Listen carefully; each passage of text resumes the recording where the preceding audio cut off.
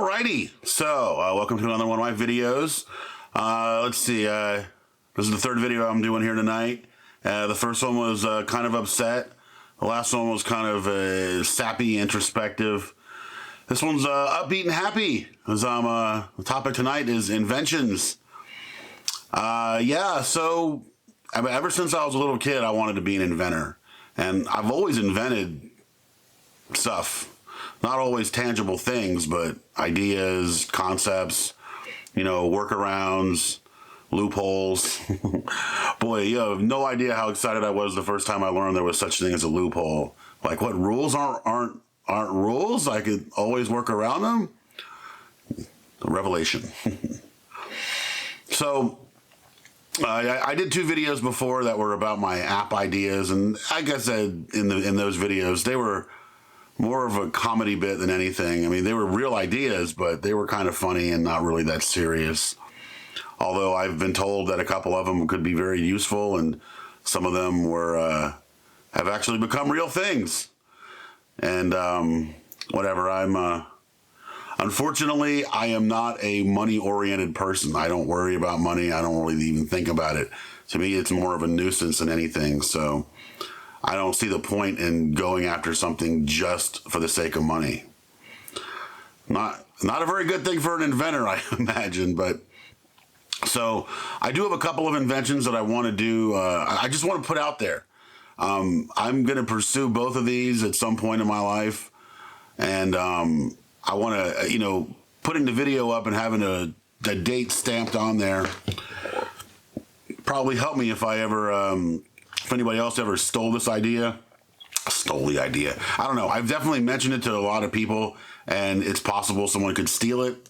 It's more likely that the idea would pop in someone else's head, because both of these inventions are novel in their own way, but they also could probably be thought up by someone else, because essentially I'm just kind of putting a few existing things together and making it into something new.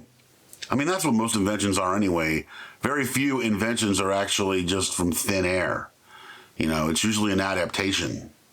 So, all right. I'll talk about both of these inventions here. One of them is more of a technology thing. The other one is a tangible thing. So let me talk about the tangible thing first. So I always assumed that there was this one device. It's an audio device for mainly guitar players, but I guess anybody playing an electronic instrument with that would go to an amplifier, or it wouldn't even need to go to an amplifier, but anyway, anything sending out an electric or electronic signal could use this device. And I always thought that a device like this existed, but I assumed it was solid state and not tubes. So most of the electronics that I like to mess around with are vacuum tubes, old antique technology compared to what's going on these days. But I always thought that there was a device. So the device I'm talking about is a switcher. It's a lot more than a switcher, but at its core, that's its main function.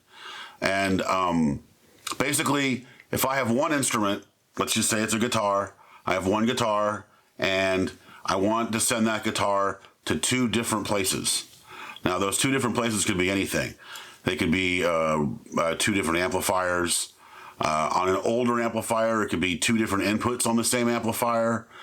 It could be two different recording devices, or two different PAs, or a PA and a recording device, or anything, any two sources.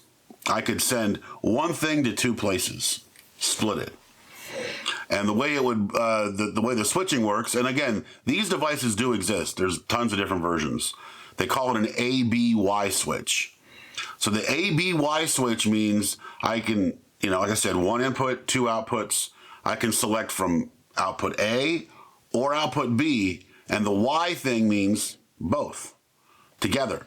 And this would involve two switches. One switch that flips back and forth, and another switch that overrides the flipping and has them both on. Simple device. Lots of companies make them. Where it becomes a little more novel is that, again, I want to build mine with a vacuum tube. Before I get to that, though, I always assumed that there was one of these devices that also had a built-in boost. You know, just a slight gain boost. Some people use entirely separate pedals for this, and being a vacuum tube circuit, the boost would act as an overdrive of sorts. But and this device might exist, but just as a simple ABY plus boost, I haven't seen anything that matched what I thought already existed in my head. So I was like, oh, well, if it doesn't really exist like that, I'll make it. And this is where the invention comes from. So I had this idea in my head for a long time. And it just so happens one of the first weirdo vacuum tubes I ever encountered when I was first getting into tube stuff to begin with, it was in an old organ. Man, I don't know. I don't remember what brand the organ was off the top of my head. It might have been a Baldwin. But it used a bunch of these tubes. The tube is called the 12FQ8. And it was similar, if you know vacuum tubes, it was similar to a 12AX7. And I'm sure that's where they started with their design. And they basically converted it a little bit so that it essentially does the functions. With one 12FQ8, you can replace two 12AX7s. The way the 12AX7 works is it's a single vacuum tube. Here, just for visual reference, this is a vacuum tube. This is not a 12AX7. But a 12AX7 is this size and shape. Inside one of these 12AX7s is actually two circuits, two triodes. Each one has its own cathode. Each one has its own anode. Each one has its own grid. You control the flow of electrons through it at the grid. It's very simple. The 12FQ8, what it did was, because you're limited by the number of pins on here, because of the pin limitation, and there's 9 pins on here. 2 of them are for, or on this particular, on the 12AX7, 3 of the pins are for the heaters, and the other 6, 1, 2, 3 for each, is the like I said, anode, cathode, and grid for each of the 2 triodes. Okay, so the 12FQ8, what it does is it actually has a single cathode for both triodes. They share the cathode. And there's some designs where the cathodes, the 2 separate cathodes in the 12AX7 are tied together, effectively making one giant cathode. Right, all right. So in the design that FQ8 was trying to replace, the cathode is there's just a single cathode for both triodes. Each of the 2 triodes in the 12FQ8 have their own grid, but here's the special part, and it's one of the only tubes that actually does this, and you'll see why. It's the tube for my booster. It has 2 plates for each triode. Well, the plates are essentially the output. So it has, each of the triodes has a single input, but 2 outputs. You see where I'm going now?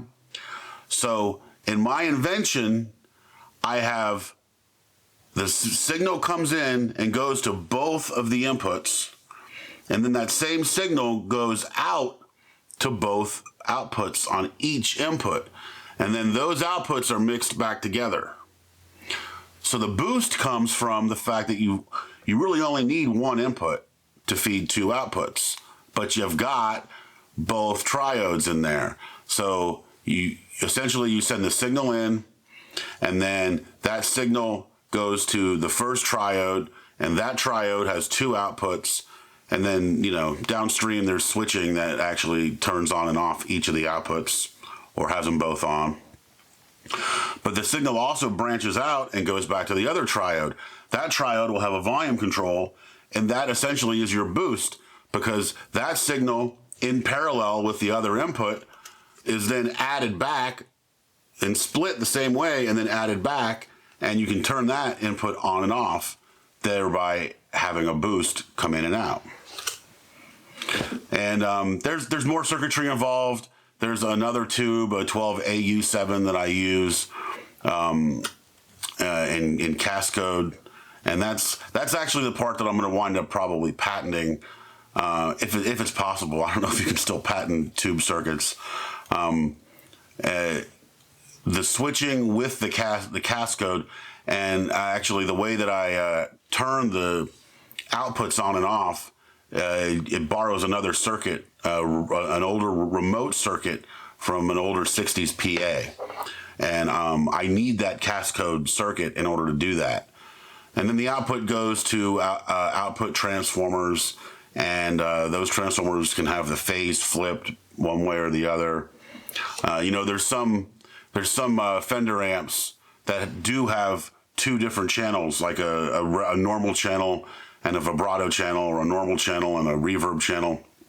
And occasionally those inputs are out of phase with each other, so that if you tried to mix them together, they'd wind up canceling each other out. Well, having output transformers on this switcher would allow me to send one output in phase and then another output out of phase, so that they match back up and build on each other instead of cancel each other out. So that's the device. I call it my fuck you, because it's the 12FQ8 FQ fuck you. Hey, it's not that clever, but I think it's memorable enough where it will stick in people's heads. And there is not an ABY switch that is tube based, as far as I know. And there's definitely not an ABY plus boost. And so this thing essentially will become its own little miniature amplifier. Like the cascode circuit that I'm using as the output before the transformer, it compresses the signal a little bit. So this thing will not just be a switcher, it'll be a sweetener and an overdrive and a boost. And, you could use it. You wouldn't have to use it with two different amplifiers, but that would be its main purpose. But it would also be a preamp in front of those things. So it would accomplish a whole lot of stuff while being a simple device. I am currently in the prototyping phase, trying to make sure everything works perfectly. And I wouldn't be talking about it if I wasn't confident that I'm going to finish it soon. And I'm eventually going to make it into a commercial product. But you heard about it here first, November 28th, 2020. Thereby me copywriting this idea in some rough way. It is now down in the digital annals of time. So there you go. All right. So I have another invention. Like I said, this one is more technology based and a little more conceptual, though I do intend to make something tangible out of it very soon. So I used to have a neighbor that was really excited about cryptocurrency, and he was talking about how it's more than just money. The whole idea of the blockchain can be used for all kinds of stuff. It can be used for, contracts. It can be used it can be used to verify, authenticate, to create anything that is definitely unique. And, it could be used for voting. We might see that sooner than later because of this fiasco that just happened here this year. One thing about the blockchain is it can't be faked. This is why it works good for money. It can't be faked. You can't just do what is done with the dollar and just create fiat money out of thin air. There is no fiat blockchain. The blockchain, it has to answer for the numbers that it contains. I'm still learning about it, honestly. I don't understand it completely. I understand it conceptually, but the full under the hood technology I'm still learning about. But I understand enough about it to apply it in new ways. And I would just hire engineers to actually take care of all that technical crap that I don't understand. But I was thinking about it, and I was thinking about how things are counterfeited, not just votes, not just paperwork or contracts, not just signatures, all these things that are fraudulent or counterfeit. I was like, well, the world of collectibles, as technology gets better and better, counterfeit collectibles are going to become more and more common. It's going to become easier and easier to counterfeit baseball cards and comic books. And it's going to become much easier to, make these things seem authentic. And so I was thinking about a way, so there's got to be a way to connect these two things. It's funny, I was dealing with multiple issues all at once, and I decided to kind of connect them all together. There's not really a good musical format right now. People are coming back to vinyl records. and people are, they're into cassettes in like a kind of like a ironic way, and CDs are still around, but the real format is digital. It's just files. However, people like to have that actual tangible thing in their hand, and they like to give money to artists. It's just, it becomes a lot easier to just steal or pirate a digital file than to pay for it. And I mean, just plenty of people pay for this stuff, but maybe it's just how old I am. It always feels a little weird to just buy something intangible. Even if you use it all the time, it's more rewarding to have a physical thing. You see what I'm saying? I think this is why vinyl records that come with downloads are a really good idea, because you get the physical, tangible thing, and you get the digital download that you want. So I was looking at that, and I was like, okay, so there's a lot of people who buy vinyl records that don't even have a record player. They'll buy that record, and maybe they open it up. I guess it depends on how the download is. If the download is part of the packaging, they might not even have to open the wrapper off of it. Not exactly sure. Everybody handles the download thing differently, the ones that offer it. So I've seen so many different applications, and I was like, so there needs to be a new format that takes advantage of the idea that somebody wants a physical thing, but they also want the download. And yet creating that vinyl record, if it's not going to get played, it's just sitting there. It's superfluous. What people really like about the vinyl record package is generally the artwork. Or if it comes with like a book, or, an art book or a manual, or even just a list of song lyrics, or anyway. So my thought was, and I've had this thought for a long time, when I first realized that the CD was going to go away and it wasn't going to be replaced by another physical format, that the format was going to be MP3, and then FLAC now, and whatever is going to replace that. I mean, eventually some high resolution format is going to take over that, and again, it'll just be digital format after digital format from here on out. However, like I said, there's people that still like to collect physical things, and when you go to a show, right, and you see a new band, and you're like, wow, that band was freaking great. I know it's COVID this year, and there aren't any shows, and maybe shows will never come back. Maybe I'm just kidding myself here, but remember back to 2019 when you used to go to concerts, and they used to have this thing called opening bands, and usually the opening band was someone you didn't know, but it was somebody that the band you went to see liked and would somehow connected with their music in some way. So they figured, even if you don't know this band, you might like them. Happens a lot. But and say you go to one of these shows and you see some new band and you're like, I want to be a fan of this band now. And you go to their merch table and they've got a $25 vinyl record, and you're like, I don't have $25. I have $5. Do you have anything for $5? Maybe they've got a CD, and you're like, oh, well, I haven't had a CD player in years. And then maybe they've got some way to buy downloads, but like I said, this whole download thing, aside from certain online retailers for big time bands, small time bands have kind of been left without any way to monetize that. Not in person for sure, and even big time bands, aside from the downloads that come along with the physical stuff. So again, I see like there's a hole in the market there. Just like with my invention of the switcher thing, I saw a hole in the market that seemed obvious, that seemed like there needs to be something to take advantage of this. So my idea was to create an art book that would have a unique code in it. And the whole idea behind this art book, it would be akin to the little book you'd get with a CD, or the big book that you would get with a vinyl record. It would contain artwork, it could contain interviews, it could contain lyrics, it could contain whatever you wanted, but it would be a printed book, and on the back cover or inside front cover or wherever, it doesn't really matter, you'd have a unique code, a really long, unique code. And that would essentially be your crypto code. It would be like a form of blockchain. It would be connected to a blockchain so that your collectible now is unique. My initial idea was to print it like a comic book because I found a printer that worked cheap. And I was like, okay, so if you could afford to print these things for like 50 cents a piece, that's way cheaper than what it costs to publish a vinyl record. So you no longer have to charge this large amount of money.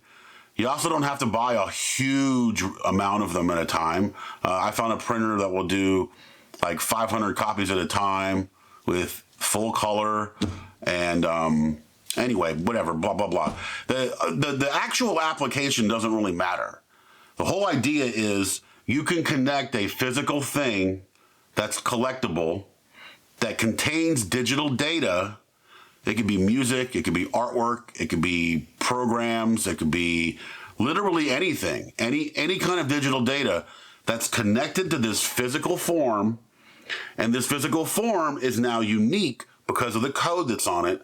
And the reason this is important is that code connects to the digital data forever, or for as long as you can stay around. I would try to set it up so that you would at least be able to keep this data up somewhere for as long as possible. But the idea being that the digital files move with the physical thing. And you could actually create online collections where it's like, I own this copy of this album and I have this hash code. I mean, it wouldn't show the hash code, but you know, your hash code could be part of the account. And if you went and then sold that collectible to somebody else, now they have access to that digital file and they could go and download it.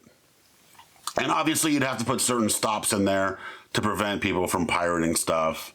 And, but the whole idea being that like, all right, so one of the flaws of the downloads that come with vinyl records is often you only get one chance to do it, or it only lasts for a day. And then, you know, maybe you put it on your phone or you put it on some kind of portable device. And then a couple years later, you get a different new device. And now you got to buy that file all over again, or buy another vinyl record all over again just to get the download. And it all seemed like just a huge money grab. And I figure like once you've bought that music once you've been a fan and you've invested, you have bought that license for the rest of your life. And you should be able to have access to it for as long as you want. And, you know, if you then sold this record to somebody else, this art book or whatever, they should also have access to it. And it's okay for you to both have access to it. I mean, once I give away the physical thing, unless I write down this incredibly long string of numbers or whatever, I now no longer have access to it. And the file that I have will be harder to replace. And, you know, so it would be an advantage for me to keep it.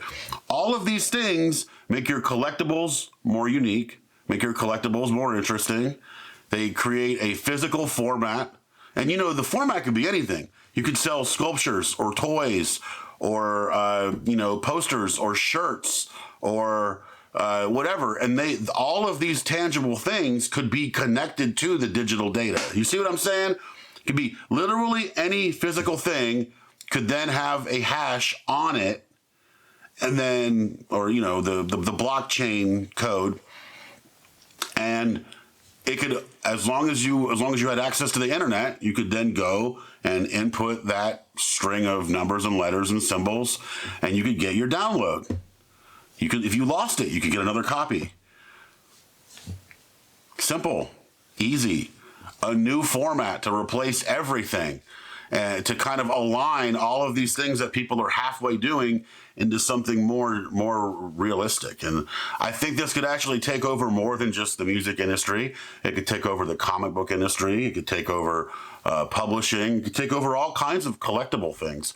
I already see pieces of this idea all over the place. It's what helped me coalesce this into a single idea. But anyway, that's my other invention. I hope you like it. Here again on November 28th, 2020, I'm stamping my idea with a date so that if anybody else wants to rip it off,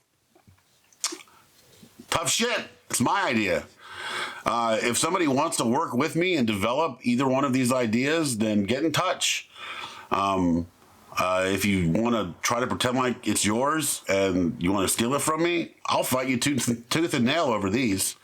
And you can do whatever you want with my stupid app ideas. These are game changers. These are the kinds of ideas I could make billions, potentially, if they worked. Whatever. Maybe I'm just kidding myself. Whatever. Anyway, hope you enjoy it. That's my third and final video for tonight. Until next time, I love you, and I mean it. And my catchphrase was out of order there. Well, whatever.